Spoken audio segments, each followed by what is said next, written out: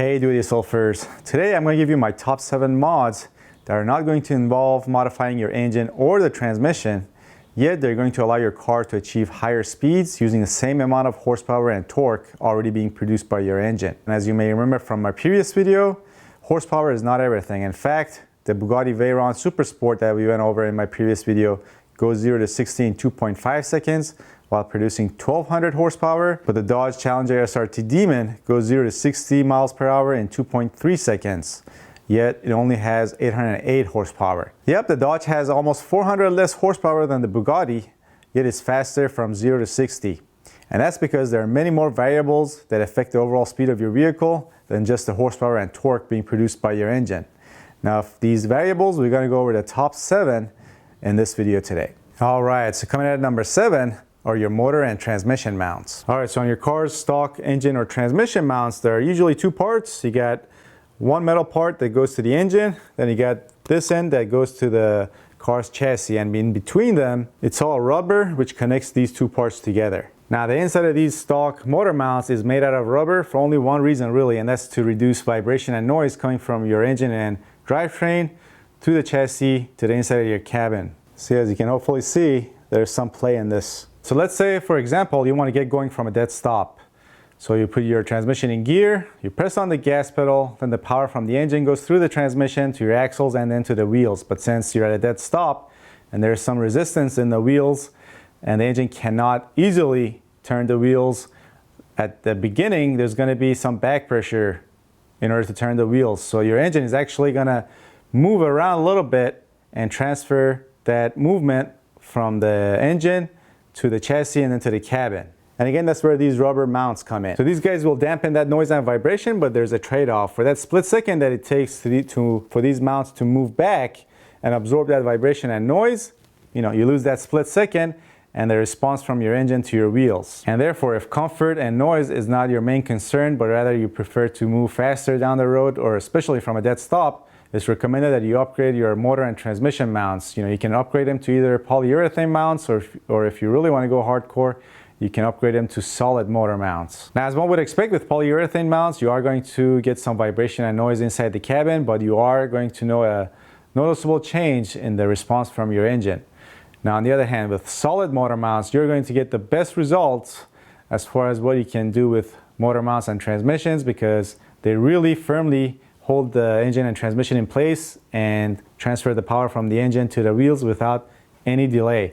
However, it's going to be pretty much rattle city inside the cabin where you're going to be sitting. So those are not recommended unless you're building a drag car or a rally car. Alright, so coming up next at number 6, if you have a manual transmission, you might want to look into getting rid of your stock shifter and installing a new short shifter. And basically what a short shifter does is it reduces the throw, or in other words, the distance required for your hand to travel or move the shifter between gears. And when you do that, you obviously take less time shifting between gears, and therefore you increase your overall speed. Alright, so for example, here's a stock shifter right here. Let's say you want to go from 2nd to 3rd. That would, for example, require an 8-inch movement from this end to this end, which in return is gonna move the bottom of the shifter 2 inches and change gears. Alright, now when you use a short shifter, you basically can take the same shifter, same size shifter, and move it down relative to its pivot or fulcrum point.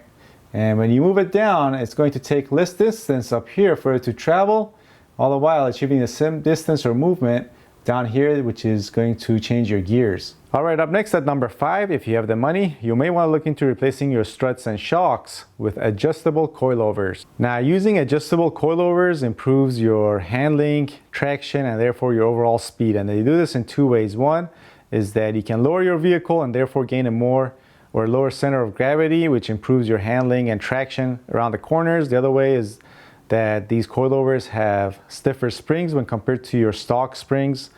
And when you have stiffer springs, this allows for much less body roll around the corner, which improves your traction and therefore, again, your overall speed. Now, for those of you that don't know what body roll is, allow me to explain it to you with a high-tech demonstration. So yeah, just driving down the road straight, you're gonna make a right turn and, oh, what's going on? Why am I rolling to the left? So yeah, when you make sharp turns, the weight of the body is going to be transferred to the other side. And now when you have stiffer springs, the spring on the outside or the left wheel, if you're making a right turn, is going to resist that much better than your stock springs, and therefore allow for less body roll to the left if you're making a right turn. And of course, body roll is bad because when the weight goes the other way, you lose traction on the inside wheel or tire, and when you lose traction, you go slower.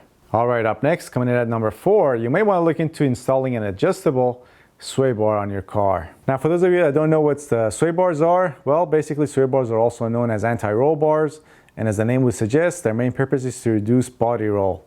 So the best way to explain it is to think that if you don't have a sway bar, your right and front, and let's say your right front and left front suspensions work independently of each other.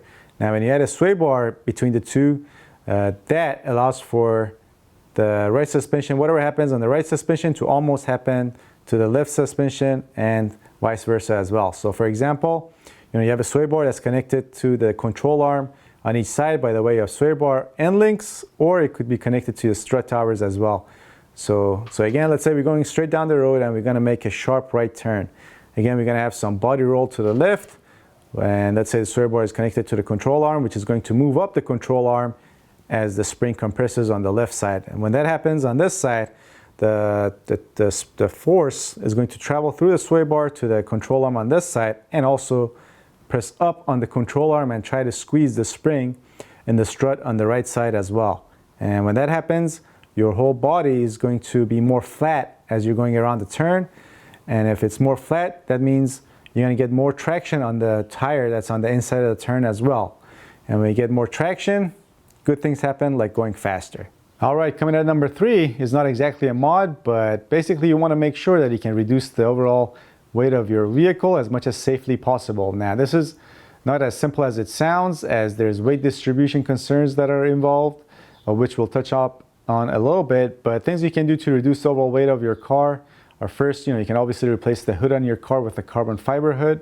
If your car has a sunroof or a moonroof, you can replace that with the delete kit, get rid of all the rating and the brackets for the sunroof, which sometimes can weigh up to 60, 70 pounds. You may want to look into replacing the seats, or even the stereo or the overall sound system that's inside the car, and many other things. Now, as far as weight distribution and why it's important, well, ideally you want to have a weight distribution that's relatively even from the front of the car to the rear of the car. Now, on most cars where the engine and the transmission are in the front and they're front-wheel drive vehicle, most of the weight is in the front, which is not ideal. But whereas, for example, in the supercars, of which we talked about in my previous video, most of them have the engine and the transmission around the center of the car, and those are mid-engine vehicles. And this allows for much better weight distribution, much more even weight distribution, which helps greatly in handling and therefore traction. Now, as far as how you can gain better weight distribution, a couple of things you can do is to get the battery from the front of the car and relocate it to the trunk, let's say, for example. Or if you do any weight reduction, make sure it's done in the front of the car and not in the rear, especially in some applications like the Ford Mustangs. They have very poor weight distribution. All the weight is up front. The rear is very light. It has very low traction in the rear tires, and at the same time, it's a rear-wheel drive. And that's why you hear all these horror stories of the Ford Mustangs losing control in car shows and running into crowds and stuff. So yeah, if you have one of those cars or a rear-wheel drive vehicle with poor reputation when it comes to weight distribution, you might want to leave that spare tire in the trunk, or even fill up your gas tank before you go to any events.